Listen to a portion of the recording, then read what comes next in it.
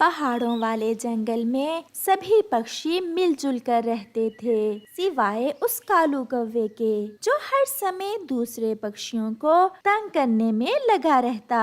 कुछ ऐसा हो जाए जो ये सब पक्षी मुझे देखते ही डर जाएं। किसी तरह मैं इन सब से शक्तिशाली बन जाऊं। मैं अपने दोस्त उल्लू के पास जाता हूँ। वो जरूर मुझे कोई ना कोई उपाय बताएगा। ऐसा सोचते हुए कालू कौवा अपने पुराने दोस्त उल्लू के पास चला जाता है। आओ भी कौवे, कैसे आए हो? मित्र, मैं चाहता हूँ कि मैं सबसे शक्तिशाली पक्षी बन जाऊं। सब पक्षी मुझसे डरते तो पहले ही हैं, मगर मैं चाहता हूँ कि मैं आकार में भी उनसे बड़ा बन जाऊं। इसमें सोचने की क्या बात है कौवे दोस्त? मेरे पास ये फल है, तुम इस फल को खा लो। ये फल खाते ही तुम्हारा आकार बड़ा हो जाएगा और सब पक्षी तुमसे डरेंगे। वाह वाह, फिर तो मजा ही आ जाएगा। ऐसा कहते हुए कालू कौवा वो फल खा लेता है। जैसे ही कालू कौवा वो फल खाता है, उसका आकार बढ़ना शुरू हो जाता है और देखते ही देखते कालू कौवा तो एक विशाल कौवे में बदल जाता है। हो हो, अब मजा आएगा। मैं सबसे पहले कबूतर को देखता हूँ। वो तो मुझे देखते ही डर से मर जाएगा।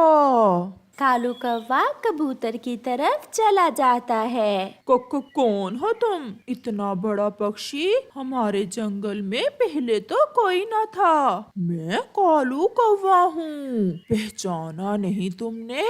लाओ अब जल्दी से अपना ये अमरूद मुझे दे दो। अगर ना दिया तो मैं इस अमरूद के साथ साथ तुम्हें भी खा जाऊंगा। नाना विशाल कालू कौवे, मुझे मत खाना।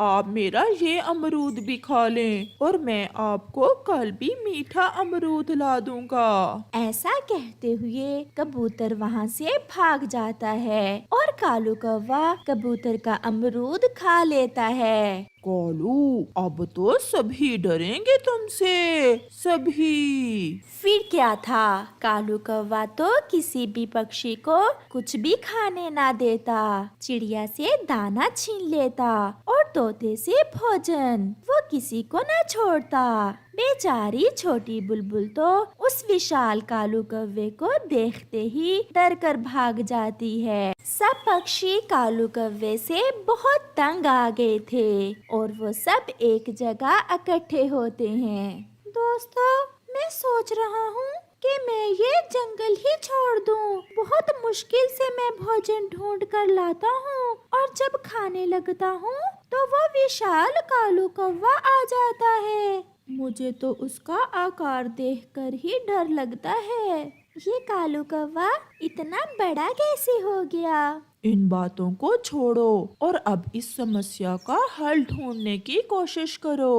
वो सब ऐसे बैठे हुए थे कि वहाँ एक शिकारी आ जाता है, जिसे देखकर कबूतर तुरंत बोलता है, अब इस कालू के बच्चे को मैं देखता हूँ। फिर कबूतर शिकारी के पास जाता है। शिकारी, शिकारी, हमारे जंगल में एक बहुत बड़ा कौवा रहता है। अगर तुम उस कौवे का शिकार कर लो तो फिर सारी उम्र तुम्हें शिकार की जरूरत ही नहीं पड़ेगी। वो शिकारी भी लालची था।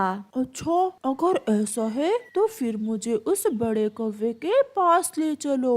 आप मेरे पीछे पीछे चलो, मैं अभी तुम्हें उस विशाल कौवे के पास ले जाता हूँ। फिर कबूतर उस शिकारी को कालू कौवे के पास ले जाता है। कबूतर, क्या लाए हो मेरे लिए? मैं तो पहले ही बहुत भूखा हूँ। मैं तुम्हारे लिए बहुत मीठा फल लेकर आया हूँ।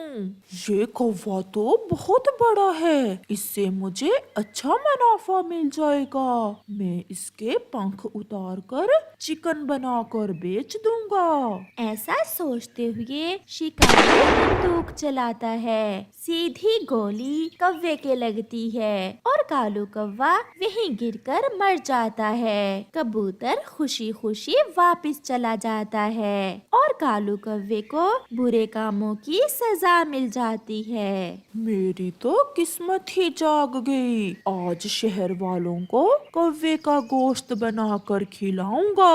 पपीते का वो बड़ा पेड़ जंगल में सबसे पुराना पेड़ था। उस पपीते के बड़े पेड़ ने लंबे समय तक सब पक्षियों को मीठे मीठे फल दिए थे। इसलिए सभी पक्षी उस पेड़ को जानते थे और उसे चाचा पपीता कहते थे। सब पक्षी उसे चाचा तो कहते थे, मगर कोई भी पक्षी अब उसके पास आकर ना बैठता था, क्योंकि चाचा पपीता के साथ ही दो छोटे पपीते के पेड़ भी थे जो अभी जवान थे। उन पर मीठे मीठे पपीते लगते। यही कारण था कि वो जवान पपीते के पेड़ बहुत मगरूर भी थे। देखो तो आज चाचा पपीता कैसे अकेला खड़ा है। कोई भी पक्षी चाचा पपीते के पास नहीं जाता, क्योंकि अब चाचा बूढ़ा हो गया है। वो किसी को क्या दे सकता है। कौवा भी उड़ता हुआ वहाँ आता है। आओ कौवे, थोड़ी देर मेरे पास बैठ जाओ। मैं सुबह से अकेला हूँ, कोई भी मुझसे बात करने नहीं आया। चाचा, अब आपसे हमें क्या मिलेगा? अब तो तुम्हारे फल भी नहीं लगते। मैं तो इन जवान पेड़ के पास ही बैठूंगा और इनसे मीठे मीठे फल खाऊंगा। देखो देखो चाचा, अब कोई भी तुम्हें पसंद नहीं करता। बेहतर यही है तुम खुद को खत्म कर लो। ऐसे जीने से तो मरना ही अच्छा। कौवे, अब इस चाचे को यहाँ से हटाना ही होगा, क्योंकि इस बूढ़े पेड़ के कारण हमारी सुंदरता में कमी होती है। मैं आज ही दूसरे पक्षियों से बात करता हूँ। अगर तुम इस बूढ़े चाचा पपीते को यहाँ से काट दोगे तो हम सब पक्षियों को और भी फल दे सकेंगे। ये चाचा पपीता मेरी धूप में भी रुकावट बनता है, इसे अब काटना ही होगा। ये सब सुनकर चाचा पपीता रोने लग जाता है। किसी को भी याद नहीं है जब मैं जवान था मैंने कैसे पक्षियों की सेवा की थी। किसी को भी अपने फल खाने से मना नहीं किया था। और अब ऐसे वो चाचा पपीता रोता रहता है। कबूतर यार, आज मैं पपीते के पेड़ों के पास गया था। जवान पपीते के पेड़ कहते हैं कि अगर चाचा पपीते को काट दिया जाए तो वो हम सब पक्षियों को ज्यादा फल देंगे। अगर ऐसा है तो हम सब मिलकर उस बूढ़े चाचा को काट देते हैं। अब वो हमारे काम का भी नहीं रहा। सब पक्षी उस बूढ़े पपीते के पेड़ को काटने की पूरी तैयारी कर लेते हैं। अब रात हो गई है, हम सब मिलकर कल उस बूढ़े चाचा पपीते को काट देंगे। रात होते ही आसमान पर गहरे बादल छा जाते हैं और साथ में तेज हवा चलती है। हवा बहुत तेज थी, इतनी तेज हवा कि लग रहा था कि आज ये तेज हवा पूरे जंगल के पेड़ उखाड़ फेंकेगी। मेरी जड़ें दुख रही हैं। ये हवा तो बहुत तेज है। तुम चिंता न करो मेरे बच्चों, मैं अपनी पूरी शक्ति से हवा को रोकूंगा। मैं करूंगा। फिर चाचा पपीता अपने पत्ते फैलाकर तेज हवा का मुकाबला करता है और तेज हवा को रोकता है। अब मैं कुछ बेहतर महसूस कर रहा हूँ। अपने पत्तों को मजबूती से पकड़े रखो और जड़ों पर जोर दो। तूफान था कि बढ़ता जा रहा था। ऐसे तूफान में वो चाचा पपीता ही था जो अपनी मजबूत जड़ों और तने से हवा का मुकाबला कर रहा था। उसके साथ वाले जवान पपीते चाचा पपीते को देखकर बहुत हैरान थे कि उसने अपनी जान की परवाह किए बिना तेज हवा को रोका हुआ था। रात गुजर जाती है, सुबह हो जाती है। हर तरफ पक्षियों की आवाज थी। ऐसे था जैसे कभी जंगल में तूफान आया ही न हो।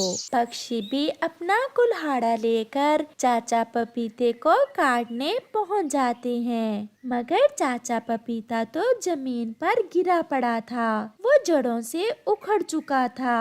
उसके साथ वाले जवान पपीते के पेड़ रो रहे थे। चाचा बहुत अच्छे थे। उन्होंने अपनी जान देकर हमें बचा लिया। वो सच में बहुत बहादुर और अच्छा था। दोस्तों, हम सब ने चाचा पपीता से बहुत बुरा किया। हम वो सब भूल गए जब ये छोटे पेड़ ना थे। गुजरा समय लौट कर नहीं आता। हमने जो चाचा पपीते का दिल दुखाया, हम खुद को कभी माफ नहीं कर सकेंगे। प्यारे दोस्तों, अपने बड़ों की हमेशा कदर करो, क्योंकि ये हमारे बड़े ही होते हैं जिनकी वजह से हम मजबूत और बहादुर होते हैं। प्यारे दोस्तों, अगर आपको ये कहानी अच्छी लगी हो तो हमें कमेंट करके जरूर बताना और इसे अपने दोस्तों के साथ शेयर और चैनल को सब्सक्राइब भी जरूर करना।